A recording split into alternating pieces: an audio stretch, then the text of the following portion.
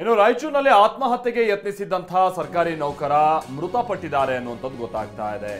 ಆಸ್ಪತ್ರೆಯಲ್ಲಿ ಚಿಕಿತ್ಸೆ ಫಲಿಸದೆ ವಾಸಿಂ ಅನ್ನುವಂತ SDA ನೌಕರ ಅವರು ಮೃತಪಟ್ಟಿದ್ದಾರೆ. ಕಾರಣ ಅಂತಂದ್ರೆ ಮೇಲಾಧಿಕಾರಿಗಳು ನನಗೆ ಬಹಳ ಕಿರುಕುಳವನ್ನ ಕೊಡ್ತಾ ಇದ್ದಾರೆ ಅಂತ ಅವರು ಆತ್ಮಹತ್ಯೆಗೆ ಪ್ರಯತ್ನ ಪಟ್ಟಿದ್ದರು. ಆಸಿಡ್ ಕುಡಿದು ಆತ್ಮಹತ್ಯೆಗೆ ಪ್ರಯತ್ನ ಪಟ್ಟಿದ್ರು ಅನ್ನುವಂಥದ್ದು ಆರೋಪ ಕೇಳಿಬಂದಿತ್ತು. ರಾಯಚೂರಿನ AC ಕಚೇರಿಯ ನೌಕರ ವಾಸಿಂ ಚೌಧರಿ ಅಂತ ಅವರ ಪೂರ್ಣ ಹೆಸರು.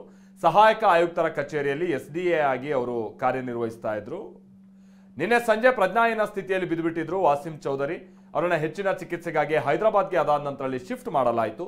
ಹೈದರಾಬಾದ್ನ ಖಾಸಗಿ ಆಸ್ಪತ್ರೆಯಲ್ಲಿ ಅವರಿಗೆ ಚಿಕಿತ್ಸೆ ಫಲಿಸದೆ ಮೃತಪಟ್ಟಿದ್ದಾರೆ ಅನ್ನುವಂಥ ಸಂಗತಿ ತಿಳಿದು ಬರ್ತಾ ಇದೆ. ಅಂದ್ರೆ ಅಂತಹ ಕಿರುಕುಳ ಅವರಿಗೆ ಏನು ನೀಡಲಾಗ್ತಾ ಇತ್ತು ಮತ್ತೊಂದು ಈ ವಿಚಾರದ ಬಗ್ಗೆ ಈಗ ಬಹಳ ಊಹಾಪೋಹಗಳೆಲ್ಲ ಅಲ್ಲಿ ಕೇಳಿ ಬರ್ತಾ ಇದೆ. ತನಿಖೆ ಆಗಬೇಕು ಅನ್ನುವಂಥ ಒತ್ತಾಯವನ್ನು ಕೂಡ ಮಾಡಲಾಗ್ತಾ ಇದೆ ಸ್ಥಳೀಯವಾಗಿ. ಬಟ್ ಇದರ ನಡುವೆನೆ ವಾಸಿಂ ಮೃತಪಟ್ಟಿದ್ದಾರೆ. ಸತೀಶ್ ಚಂದ್ರನ್ ಅಡಿಕೆ ತಟ್ಟೆ ತಯಾರಿ ಬಿಸ್ನೆಸ್ ನಲ್ಲಿ 17% ಲಾಭ ಗಳಿಸ್ತಿದ್ದಾರೆ. ನೀವು ಕೂಡ ಅವರಿಂದ ಕಲಿಬೇಕಾ? ಅವ್ರ ಜೊತೆ ವಿಡಿಯೋ ಕಾಲ್ ನಲ್ಲಿ ಮಾತಾಡಬೇಕಾ?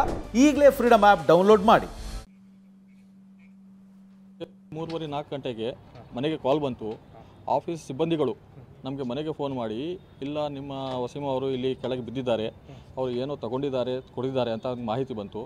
ಆವಾಗ ನಾವು ಹಾಸ್ಪಿಟಲ್ ಹೋದಾಗ ಅಲ್ಲಿ ನೋಡಿದ್ವಿ, ನಾವು ಅವರು ಅನ್ಕಾನ್ಷಿಯಸ್ ಇದ್ದರು. ಆವಾಗ ಅಷ್ಟು ತನಕ ಆಫೀಸ್ ಸಿಬ್ಬಂದಿಗಳೇ ಅವ್ರಿಗೆ ಅಲ್ಲಿ ಅಡ್ಮಿಟ್ ಮಾಡಿ ಅವರು ಟ್ರೀಟ್ಮೆಂಟ್ ಕೊಡಿಸ್ತಾಯಿದ್ರು. ಆವಾಗ ನಮಗೆ ಡಾಕ್ಟ್ರಿಂದ ಗೊತ್ತಾಯಿತು ಅವರು ಏನೋ ಫಿನೈಲ್ ಕುಡಿದಿದ್ದಾರೆ ಅಂತ.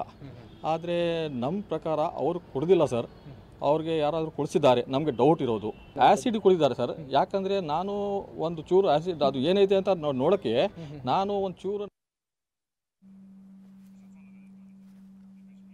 ಭೀಮೇಶ್ ನಮ್ಮ ಪ್ರತಿನಿಧಿ ಇದಕ್ಕೆ ಸಂಬಂಧಪಟ್ಟ ಹಾಗೆ ಮತ್ತಷ್ಟು ಡೀಟೇಲ್ಸ್ ಅನ್ನ ಕೊಡ್ತಾರೆ. ಭೀಮೇಶ್, ಒಂದ್ ಕಡೆ ಮೇಲಾಧಿಕಾರಿಗಳ ಕಿರುಕುಳ ಆ ಕಾರಣಕ್ಕಾಗಿ ಆತ್ಮಹತ್ಯೆಗೆ ಪ್ರಯತ್ನ ಪಟ್ಟು ಈಗ ಮೃತಪಟ್ಟಿರೋದು ಅಂತ ಹೇಳಲಾಗ್ತಾ ಇತ್ತು. ಬಟ್ ಅವರ ಸಂಬಂಧಿಯೊಬ್ರು ಇಲ್ಲ ಯಾರೋ ಕುಡಿಸಿದ್ದಾರೆ ಅನ್ನುವಂಥ ರೀತಿಯಾಗಿನೂ ಕೂಡ ಅನುಮಾನ ವ್ಯಕ್ತಪಡಿಸ್ತಾ ಇದ್ರಲ್ಲ, ಏನಿದ್ರ ಬಗ್ಗೆ ಡೀಟೇಲ್ಸ್ ಗೊತ್ತಾಗ್ತಾ ಇದೆ ಭೀಮೇಶ್? ಅದ್ರ ಜೊತೆಗೆ ಅಂತ ಕಿರುಕುಳ ಏನಿತ್ತು ಅನ್ನುವಂಥದ್ದು ಏನಾದ್ರು ಗೊತ್ತಾಗಿದೆಯಾ? ಮಾಲ್ತೇಶ್, ಪ್ರಮುಖವಾಗಿ ಏನು ಸಾವನ್ನಪ್ಪಿರುವಂತಹ ಏನು ವಾಸಿಂ ಇದ್ದಾರೆ, ಇವರು ಸಹಾಯಕ ಆಯುಕ್ತರ ಕಚೇರಿಯಲ್ಲಿ SDA ಆಗಿದ್ರು. ಜೊತೆಗೆ ರೆಕಾರ್ಡ್ಸ್ ರೂಮ್ ನಲ್ಲಿನೇ ಇವರು ಕೀಪರ್ ಆಗಿ ಕೆಲಸ ಮಾಡ್ತಿದ್ರು ಅನ್ನೋಂಥ ವಿಚಾರ.